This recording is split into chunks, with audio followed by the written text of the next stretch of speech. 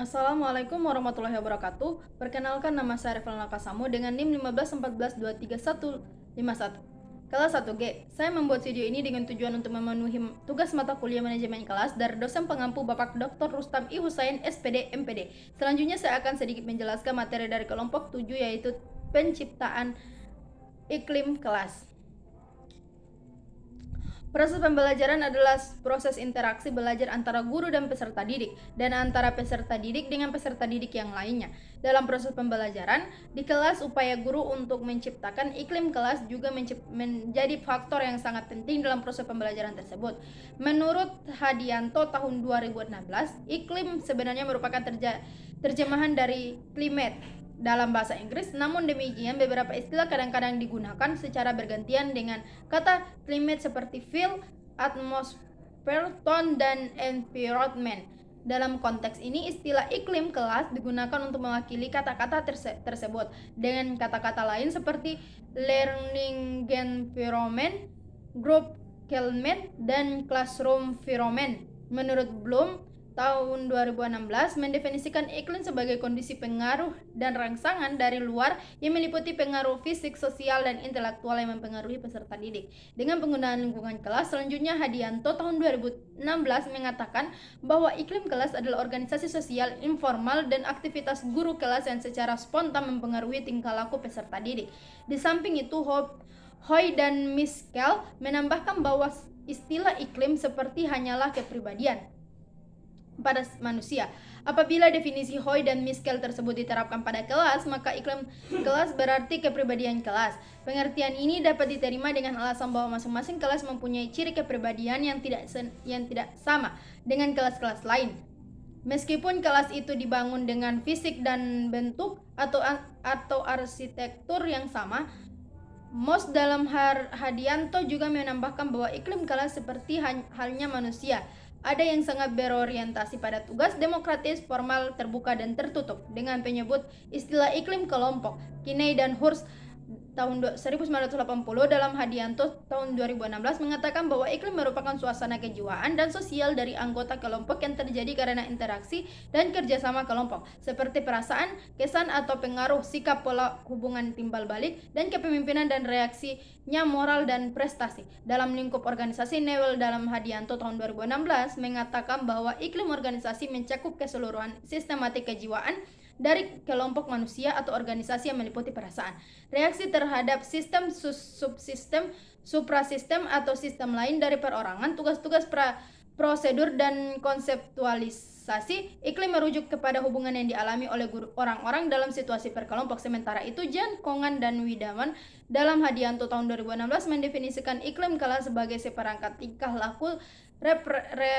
persepsi, dan respon antara para peserta didik yang berkaitan dengan proses belajar mengajar dalam kelas. Dari pengertian tersebut dapat diketahui bahwa iklim kelas adalah lingkungan keilmuan sosial, emosional, dan lingkungan fisik di mana para peserta didik belajar. Iklim ditentukan oleh kontekstil interaksi berbagai faktor mencakup interaksi antara guru dan peserta didik. Dengan berdasarkan pada beberapa pengertian iklim atau iklim kelas di atas, maka dapat disimpulkan bahwa iklim kelas adalah segala situasi yang muncul akibat hubungan antara pendidik dan peserta didik, atau hubungan antara peserta didik yang menjadi ciri khusus dari kelas dan mempengaruhi proses belajar mengajar.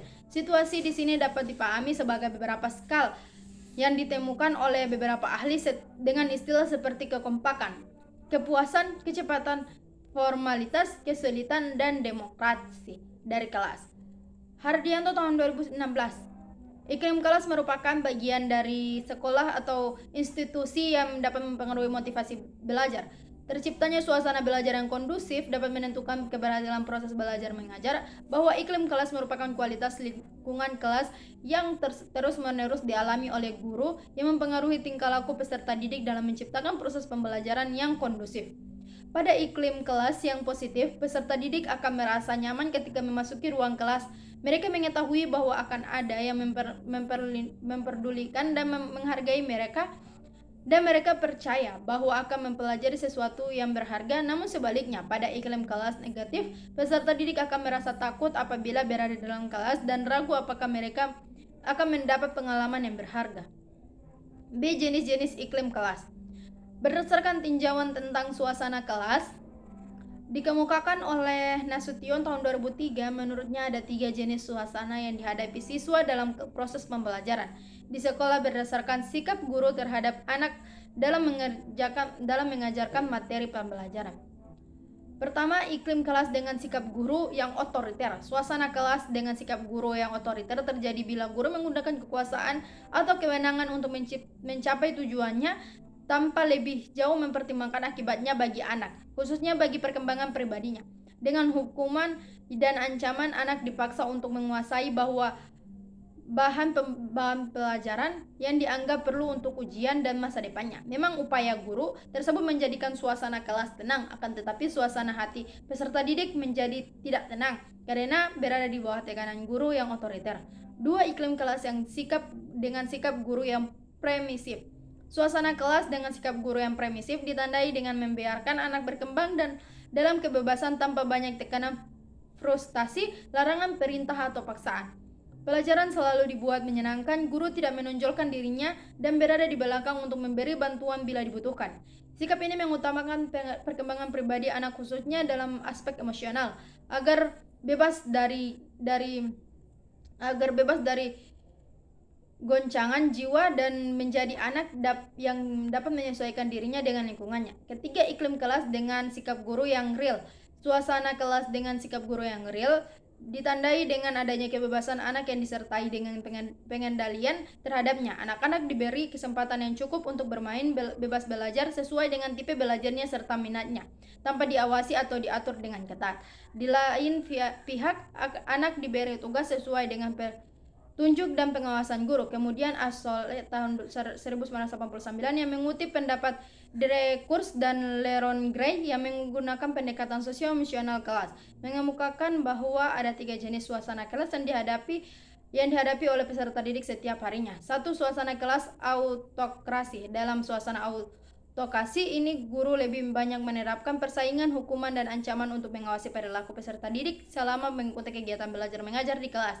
Dominan guru pada kelas autokrasi ini sangatlah menonjol sehingga jalannya kegiatan belajar mengajar cenderung terpusat pada guru.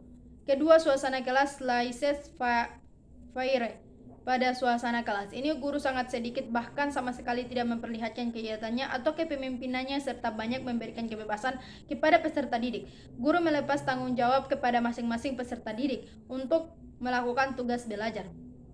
Dalam suasana kelas ini, kegiatan belajar mengajar lebih didominasi oleh peserta didik. Ketiga, suasana kelas demokratis. Dalam suasana kelas demokratis ini, guru memperlakukan peserta didiknya sebagai individu yang dapat bertanggung jawab, berharga, mampu mengambil keputusan, dan dapat memecahkan masalah yang dihadapi.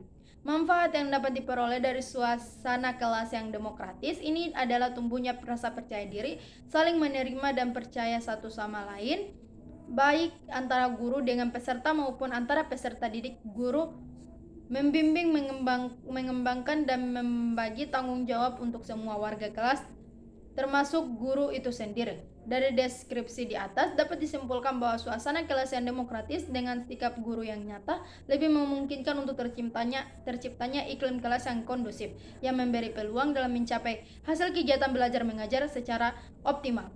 C. Faktor-faktor yang mempengaruhi iklim kelas. Muhtadi dikutip Sulni tahun 2016 menjelaskan bahwa banyak faktor yang perlu diperhatikan dalam menciptakan iklim kelas yang berkualitas dan kondusif guna meningkatkan hasil belajar siswa. Adapun faktor yang perlu diperhatikan tersebut adalah antara lain: 1. Pendekatan. Pembelajaran hendaknya berorientasi pada bagaimana siswa belajar. Kedua, adanya penghargaan guru terhadap partisipasi aktif siswa dalam konteks pembelajaran. Ketiga, guru hendaknya bersikap demokratis dalam manajemennya kegiatan pembelajaran. Keempat, setiap permasalahan yang muncul dalam proses pembelajaran sebaiknya dibahas secara logis. Kelima, lingkungan kelas sebaiknya disetting sedemikian rupa sehingga memotivasi belajar siswa dan mendorong terjadinya proses pembelajaran.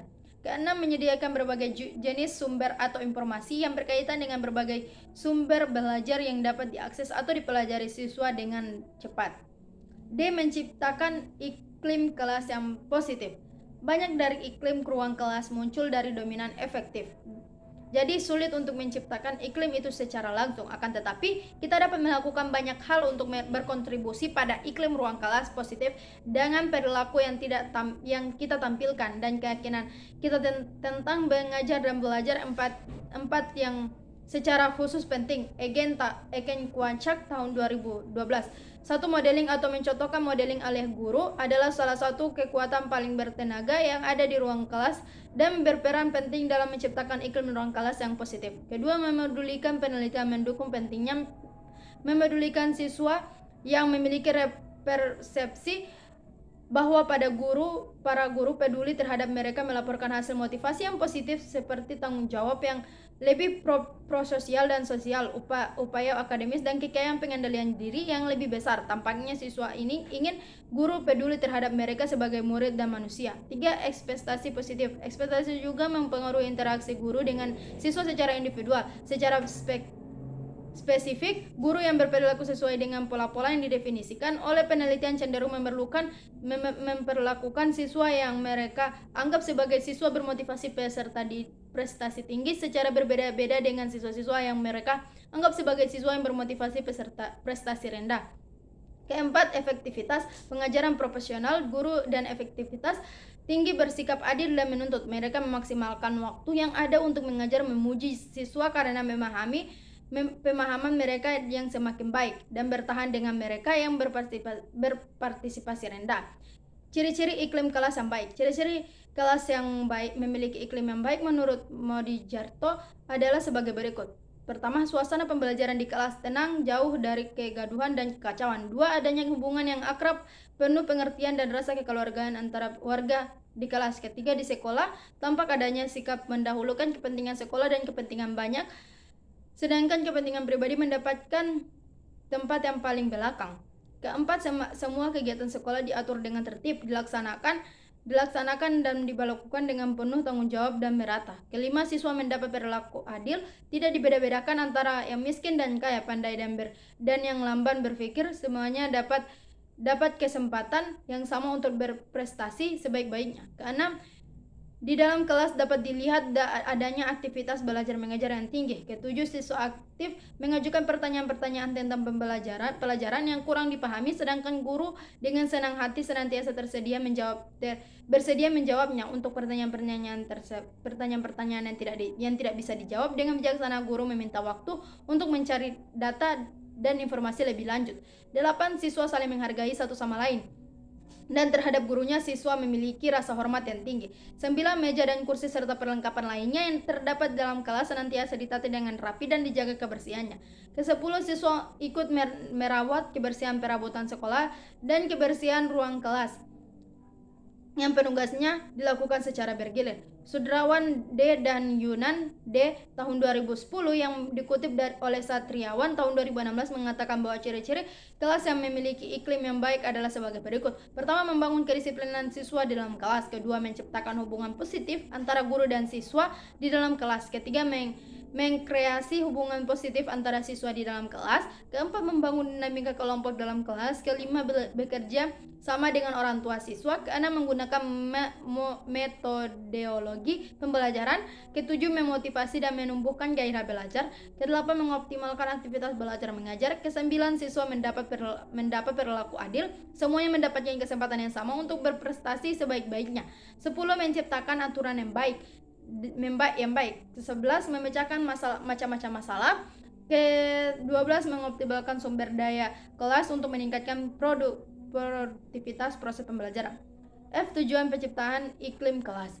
Iklim kelas yang kondusif sangat penting untuk diciptakan agar tujuan tercapainya hubungan yang harmonis antara guru dengan siswa dan antara siswa. Suasana pembelajaran yang sejuk, menyenangkan, tenang, tanpa permusuhan, atmosfer belajar yang penuh kebermaknaan serta suasana pembelajaran di kelas yang tidak kaku dan dapat diwujudkan. Depdikbud dalam Ismiarti tahun 2004 mengemukakan tujuan penciptaan iklim kelas yang kondusif, yaitu pertama menciptakan situasi dan kondisi kelas baik sebagai lingkungan belajar maupun sebagai kelompok yang memungkinkan peserta didik untuk mengembangkan kemampuannya semaksimal mungkin. Kedua, menghilangkan berbagai hambatan yang dapat menghalangi terwujudnya interaksi belajar. Ketiga, menyediakan dan mengatur fasilitas perabotan belajar yang mendukung dan memungkinkan siswa belajar sesuai dengan lingkungan sosial, emosional, dan intelektual dalam kelas. Baik, jadi itu dari saya.